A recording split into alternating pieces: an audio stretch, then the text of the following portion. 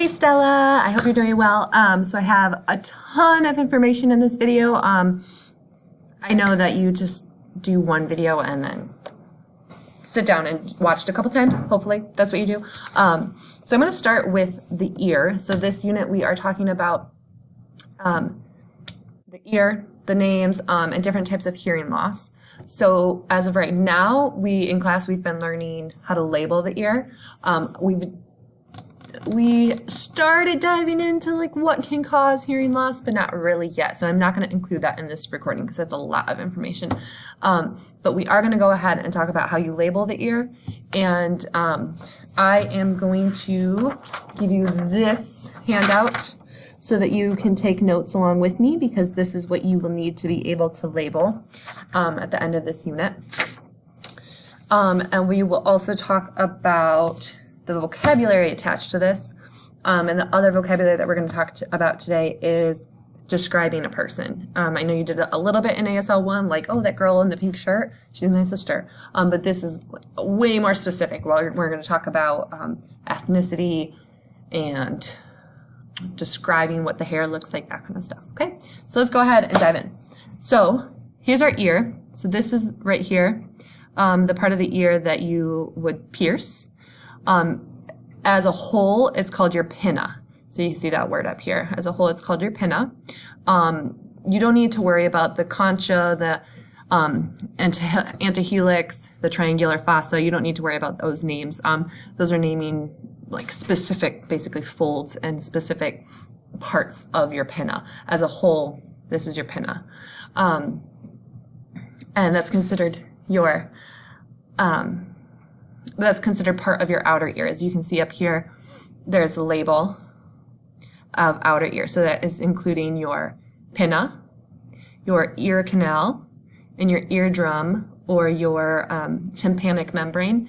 You need to remember eardrum. So eardrum, ear canal, and pinna are all considered outer ear. And then you get into this middle ear section, and you have these three teeny tiny little bones in here. So this first one is called the malleus, and then the next one is the incus, and the next one is the stapes. They also go by like less scientific names, which are hammer. So this first one would be hammer. Hammer. Oh no, I always call them malleus, incus, and stapes. So hammer. Oh, anvil. A-N-V-I-L, anvil, and then stirrup, or stapes, stirrup, because it kind of, if you really look close at it, it has a little U shape, so it kind of looks like a stirrup that you'd put your foot in if you were horseback riding. So malleus, incus, and stapes are like the scientific names, and then hammer, anvil, and stirrup are the less scientific names to them. You need to know both. Then you've got another little drum here. Is called the oval window, and it goes into your cochlea. So you see cochlea, and then from your cochlea is how you is where things get changed into like information to be sent to the brain. So you've got this vestibular nerve and your cochlear nerve that are sending information to the brain. And that's how you hear. So you've also up here got these semicircular canals. And these have fluid in them, and they are responsible for your balance. So when you spin around really fast, that fluid in there gets slashed up, and that's what you get dizzy. Or people with vertigo are having problems with their semicircular canals. So we're going to talk a little bit more about how this ear actually functions. So your sound comes in through the pinna. So your pinna's job is to amplify sound. So it's kind of the process, like the same concept. If you do this, your hearing just gets a teeny bit better than if you do this. So this is like scooping in more sound, basically. So that's the job of this pinna, the thing that you decorate. It's basically there to scoop in sound. If you chopped it off and just had a hole in the side of your head, you'd still be able to hear. So sound gets scooped in by the pinna. It goes through your ear canal, and it hits the eardrum. So if you really think about like a literal drum, boom, boom, boom, boom, boom. That drum vibrates, and it causes this first bone, your malleus or your hammer, to vibrate. That malleus hits the incus. The incus hits the stapes. The stapes, or the stirrup, hammers against that oval window. So that's another drum, basically. And so boom, boom, boom, boom, boom, information is then sent into the cochlea. And I'm going to draw a nice little picture, and this is the paper that I'll give you so you can see what my drawing is a little bit better than just on this camera. Your cochlea is split into two sections. Two, I guess, layers would be better. So you've got this like tiny membrane, like a teeny tiny little layer of skin. So if this is your cochlea, this is really hard to see. Sorry, I will send this home with you. So if this is your cochlea, it's two layers. In this top layer, you can get something a little bit thicker. You've got fluid. And then in this bottom layer, you've got hair cells. You've got millions and millions of hair cells. So basically what happens is when that stapes hits the second drum, the oval window drum, that signals this fluid up here to move, which causes this membrane to wiggle. And as that membrane wiggles, it causes the hair cells to do this. And these hair cells that are on this top layer connect with these ones on the bottom layer, and these ones on the bottom layer send that signal to the brain. And so that's how you hear. Okay, so that's that. So know how to label this. And then again, a separate recording, we will talk about types of hearing loss and like what part of the ear is being affected with what types of hearing loss. Okay, so we are going to do vocabulary having to do with hearing loss, and then we'll get into the describing people. Okay, so this is a pretty short list, and you know a lot of these. So deaf, hard of hearing, hearing aid, or, nope, I'm sorry, hearing aid, just hearing aid, cochlear implant, or cochlear implant. And I actually need to change this list. It's ×3 because I've also seen CI, standing for cochlear implant. I typically sign cochlear implant, but many people sign cochlear implant. Surgery, injury, so pain or injury, hurt, improve. You can go the other way, so if something's like not improving, it's getting worse. Hearing decline.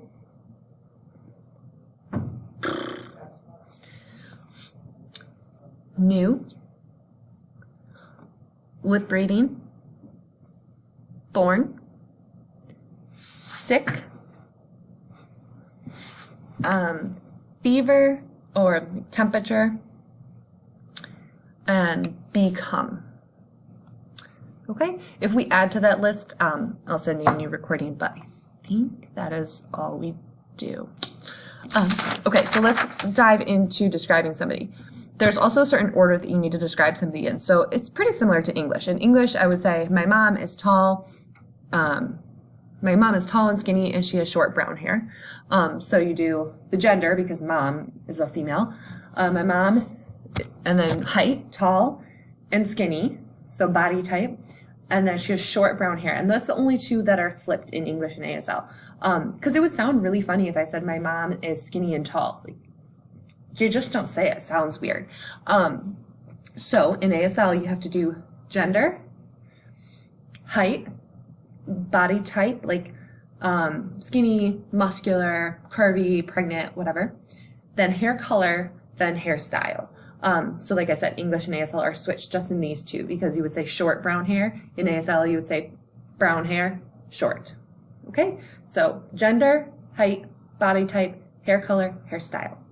That's like the entire list. However, a lot of times there's a unique characteristic that's going to pick somebody out of the crowd a little bit quicker than doing all 5 of those things. So I might go ahead and say, like, let's say everybody is wearing a gray and black shirt, but I have one boy who's wearing a red shirt. I'm going to say that boy in the red shirt, him, because that's quicker. and it's easier to see than me describing the boy that has brown hair and it's like this. And no, the boy in the red shirt. Okay, that's a lot easier.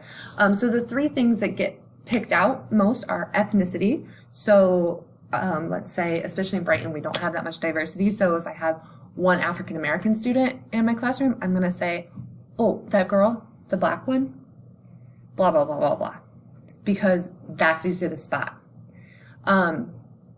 Then facial features. So let's say somebody has a big mole, or maybe they have purple hair, or something that just stands out about their persona. And then clothing, if their clothing is unique in that situation. And so then back up to ethnicity, we talked about in class how different cultures have different customs, and it's important to know about cultures and their customs because you don't want to go into a situation and then be offended by what happens. So for example, and I don't know if this is anymore, but like old school in China, I believe, or maybe it's Japan, making eye contact like with a superior is considered rude. But in America, if you don't make eye contact when a superior is talking to you, that superior gets mad. Like, if you guys didn't make eye contact with me when I was talking to you, I would be like, dude, look at me, let's go, what are you doing? So if I were to go to Japan and I was teaching and those little children weren't making eye contact with me, I need to understand that that's their culture, it's not rude. So it's important to know that. So in deaf culture, it's important to understand that deaf people sign what they see. So it's not uncommon for deaf people to be like, that girl over there, the fat one, because that's the first thing that pops out of them. So that fat girl over there, yeah, that, her, blah, blah, blah, blah. Or the black girl over there, or the Asian girl over there. So it's important to not be offended by how you're described. Okay, so let's go ahead and get into the vocab now that we've talked about the order of description. All right, gender, man, woman, girl, boy, hair color, red, blonde, brown, black, pink, purple, gray, white, orange, blue, green, yellow. Style is finger spelled in an arch, style. Braids, and you could do like pigtail braids or just one braid. You do cornrows. Straight, you could show where the part is too, so a lot of this is just classifiers. Wavy, ooh. Curly with R's, curly. Bald, with that 25 hand shape, bald. Buzz cut. Length, you're going to show, so it might be here, here, here, here, and whatever. Bangs. Ooh, it's going to get loud, sorry. Body. Shape. Type. Skinny. Thin. Muscular. Average. Or you could do this. Average with that face. Average. Fat. Or curvy. Pregnant. Ethnicity. Skin color or just pinch your cheek. Asian. A. Big area. A. Asian. African American. Africa. So literally the shape of Africa and then America. Black. Caucasian. Mexican. Freckles. Beard, and you can describe the beard too. Maybe it's just really scruffy, maybe it's really long, maybe it's like a braided beard, courtesy of Isabel Mincy on the braided beard. Mustache, or maybe it's a curly Q mustache, maybe it's a Fu Manchu, I don't know. Describe the mustache. Staff, just a reminder, Emmy's shower will be starting in the media center. Again, staff, Emmy's shower will be starting in the media center. Glasses, or I believe Mrs. Perry signs glasses. I always sign glasses. Maybe it's because I have glasses, and if I sign glasses, I always grab them and pull them off my face. So I always sign glasses. If you want to sign glasses, you're fine now. And Hispanic, which I know Mrs. Perry signs it double-handed. Bye, Sammy. Hispanic or Hispanic. Okay?